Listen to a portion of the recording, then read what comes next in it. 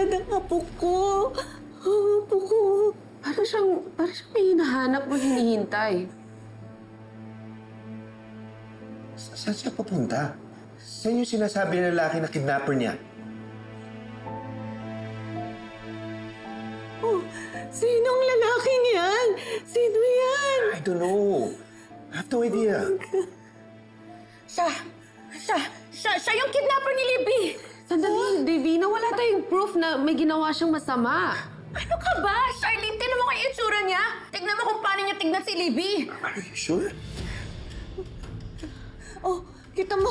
Pupuntahan na niya yung apo ko. Oh. Malakas ang kutob ko siya. Siya yung kidnapper ni Libby. Oh my God! Pero ba pinagtriyan niya si Libby? Oh my God! Tatawag na ako kay General para hantingin ng mga lalaking yan.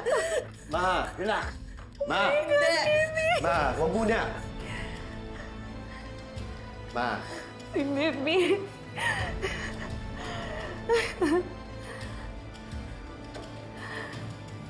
Libby. Libby.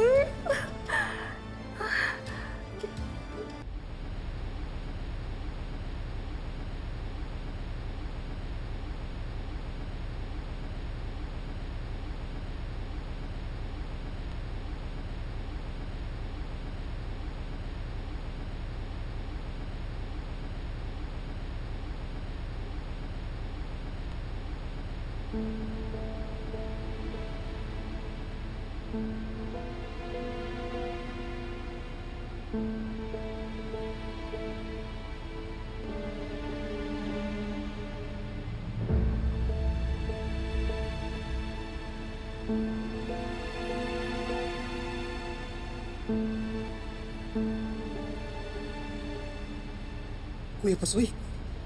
Hindi. Mali to. Hindi to magagawa ni Kuya Pasoy. Saan ka pupunta? Hindi ka pwede lumabas ng bahay. No, I'm sorry. Kailangan ko umalis daw. Xavier! Bumalik ka rito! Kosa! Princess! Unse! Alam mo na kay Kuya Pasoy? Kosa! Kosa. Xavier. Ano ba meron? Bigla-bigla kayo sumusugod. Nasaan po si Kuya Pasoy? Maagang umalis. Bakit? Ano ba nangyayari? Kosa, kalat na sa internet yung CCTV video ni Libby at Kuya Pusoy. Siya yung tinuturong kidnapper ni Libby. Ha? Wala pa namang cellphone yun si Kuya Pusoy. Oo. Anong binabalak mo? Pupunta mo si Pusoy, makikialam ka. Tay, sa atin po nakatira si Kuya Pusoy. Cargo natin siya. Parang pamilya na natin yun eh. Dapat hindi natin siya pabayaan, tay.